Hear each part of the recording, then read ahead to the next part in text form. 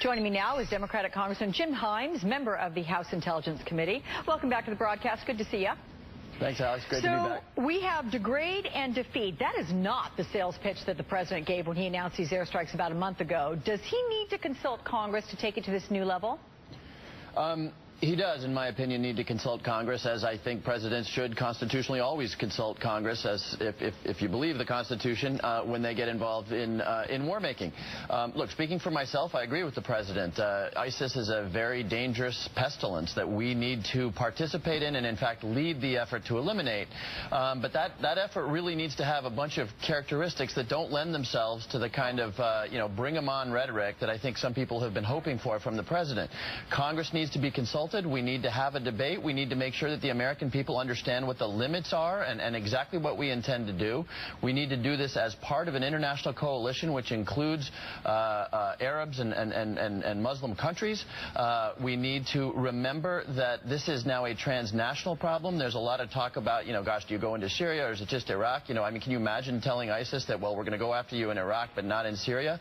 And all of this needs to be done very, very carefully, and therefore, yes, it is essential that the Congress have both debate and a role in figuring out how we proceed here. Right, as if a borderline between the two countries would do anything to keep ISIS from crossing over it. Anyway, let's look at the language that the president used to describe the boots on the ground in Syria. And here's what he said, with the quote being, "With respect to the situation on the ground in Syria, we will not be placing U.S. ground troops to try to control the areas that are part of the conflict inside Syria, or inside of Syria." So the key words here, to try to control the areas, in your interpretation, sir, does that only rule out an occupation and not necessarily offensive action on the ground? Well, look, speaking for myself, and I think I speak for a lot of people, I would be enormously hesitant to go beyond the one thing that the United States can do that nobody else can do, which is deliver truly stunning air power against these guys. And remember, these guys are now moving in armored vehicles across open desert. We can do a lot of damage, frankly, as the president has done in the last couple of weeks to these guys. But I personally would be deeply opposed to boots on the ground. And again, you need to sort of step back and think, our mission here is a little like the successful mission against the head of al-Shabaab in Somalia, killed by the Department of Defense just a couple of days ago. It is not, and it must not be, to get involved in the civil war in Syria. It's not a bright line, right? ISIS is obviously on one side of that civil war, but we need to be very careful that we don't find ourselves, fighting a civil war in Syria. My God, fighting both sides of the civil war in Syria if we're still serious about seeing Assad leave. We also need to make sure that this does not become us being on the Shiite side of a Sunni-Shiite conflagration in the region. Yeah, I just took in everything you said, and I'm like, yep, that's pretty heavy stuff there. It's a complicated issue. Extremely complicated.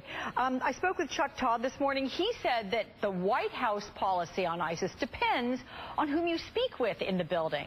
He says there's no consensus at all. So I'm curious about the Intelligence Committee. You serve on that committee. So the people you speak to, the ones who've seen all the evidence, what do they tell you?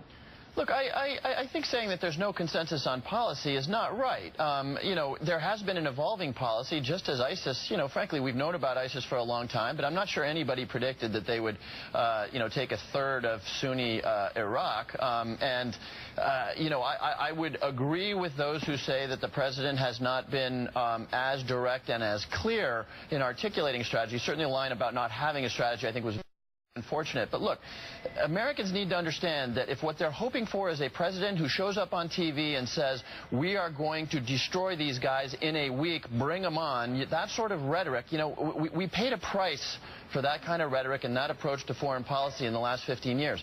This is a little bit more like what George H.W. Bush did when Iraq invaded Kuwait. You build a coalition, you use your strengths, you get international legitimacy, you stay away, and George H.W. Bush paid a cost for the decision to do it. You stay away from, expanding your mission and nation building. That is not something that lends itself either to a 30-second talking point or to being cooked up, in a weekend in the Situation Room. Okay. Connecticut Democratic Congressman Jim Himes, good to see you. Thanks so much.